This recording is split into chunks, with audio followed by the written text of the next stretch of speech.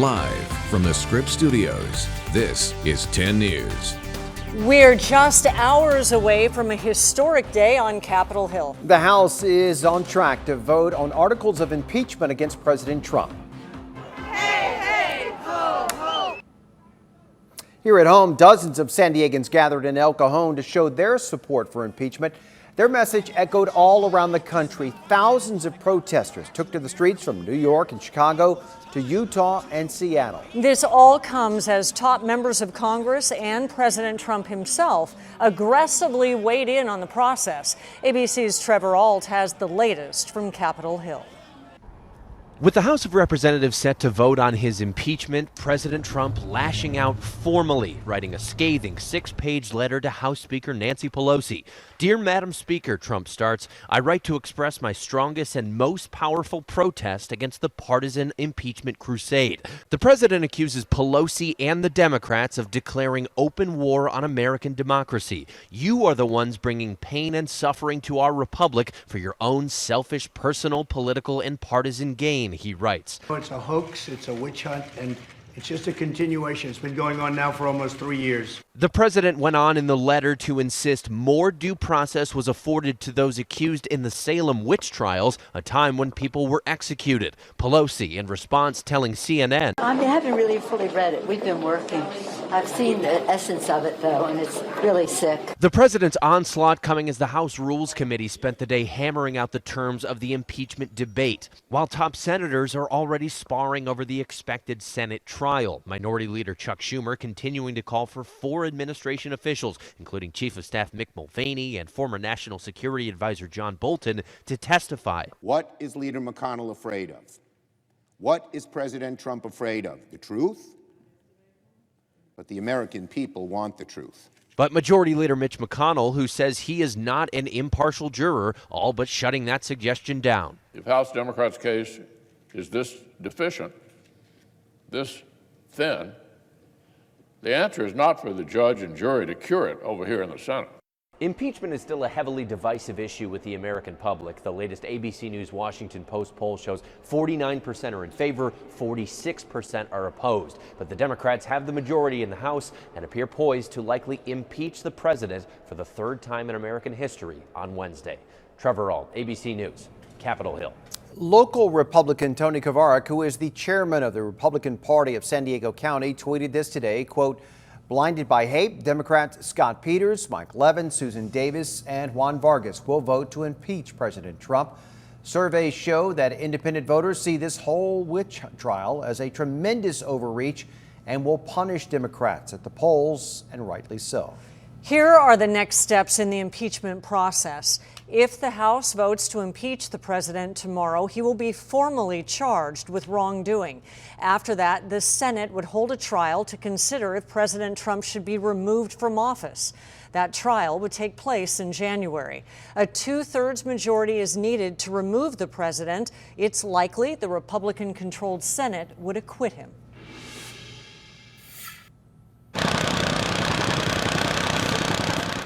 Well, a neighborhood in North Park is still cleaning up after a water main break flooded several blocks. The 30-inch cast iron pipe burst around 6 o'clock this morning. This was at Cap Street and Ray.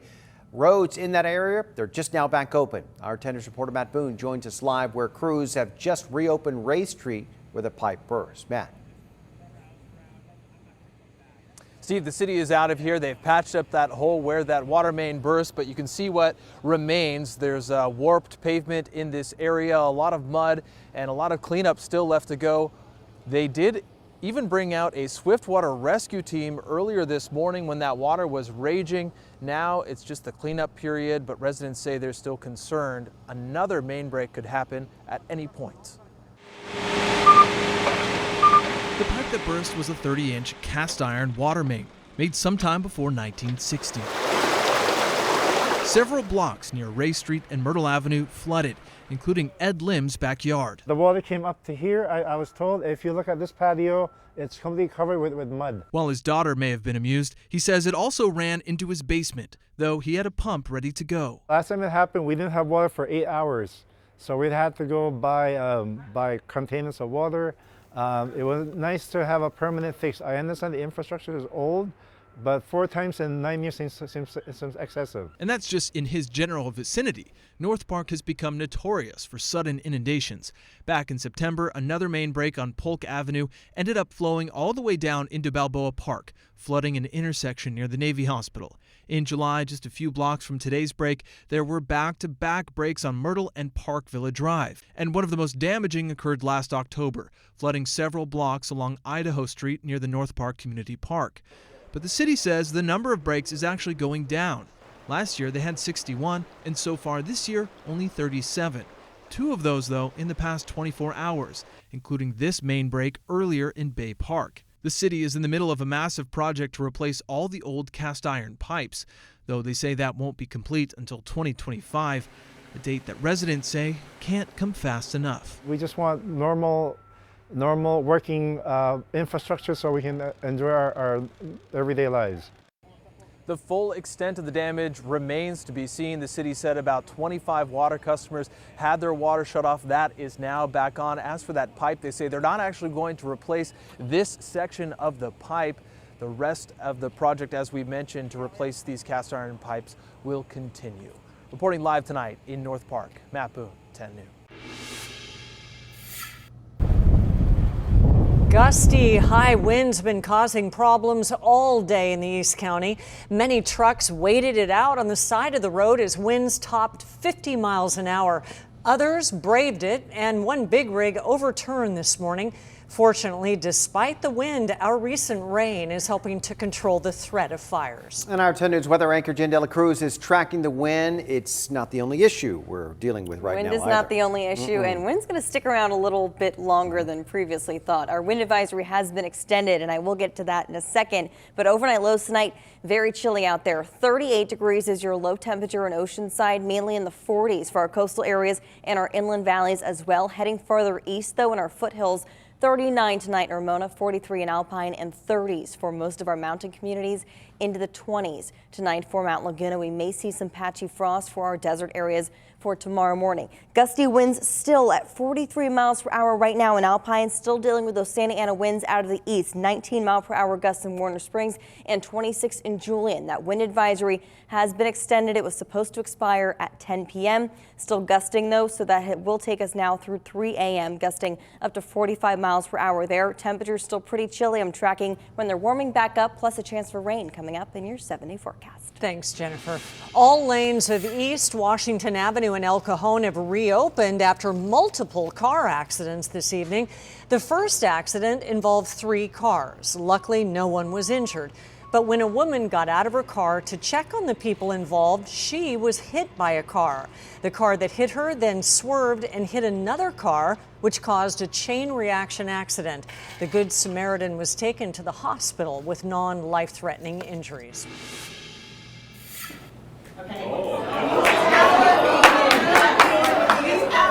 There were fireworks at the San Marcos Unified School Board meeting. Parents demanded transparency into how the district hires principals and teachers. Our 10 News reporter Anthony Pura is at the meeting, and they say the superintendent, Anthony, is making way too many changes, disrupting classrooms. And many parents have been unhappy with some of the hires made at some of their schools. And tonight, the school district explaining their hiring process. It comes after parents have questioned some of the new personnel put in place by the superintendent. Something is not right here. A heated back and forth between frustrated parents and the San Marcos Unified School Board. The time that we spent with this. Hey, listen, this is our meeting. Nearly 300 parents expressed frustration about administrators hired by Superintendent Carmen Garcia. The loudest applause came after a former employee spoke at the meeting, claiming she was forced out. These experiences have left me questioning our educational leaders' moral, ethical imperative. Many of these same parents were at the school board meeting last month. Parents then asked for a third-party investigation into her hiring practices. The district explained the hiring process Tuesday night, saying it involved several rounds of interviews. The process involved management employees and parents. The board president said there was room for improvement. The superintendent had this to say. I would really like to talk to my parent advisory council during my next meeting with them and pick their brain on What do you recommend? What can we do to certainly enhance the parent selection for the panelists? In San Marcos, Anthony Pura, 10 News. So we asked the superintendent and the board president for additional comment. They said they would not comment until after the meeting. That meeting, we're told, is still going on. An LA Unified school teacher pleaded not guilty today to hit and run charges tied to a crash that left a bicyclist severely injured. Well, the crash was caught on surveillance video back in October. You see the blue Mini Cooper plow into the cyclist and then take off. The DA's office released information on the driver, 52-year-old Molly Hoheny. She's seen here leaving court today, trying to hide behind another woman. Hoheny could spend a maximum of 4 years in prison if convicted. An unusual sight in the skies over the U.S.-Mexico border led to a major drug bust. Border agents say that a vehicle and another were used in a drug smuggling attempt that involved an ultralight aircraft. Well, last Thursday night, agents saw the aircraft fly over the border and tracked it near Bombay Beach before it flew back towards Mexico. Of course, that's near the Salton Sea. Agents arrested 4 people in 2 different cars on suspicion that they got narcotics delivered by the ultralight aircraft. More than 24 bundles of meth were found taped to this vehicle you see on your screen.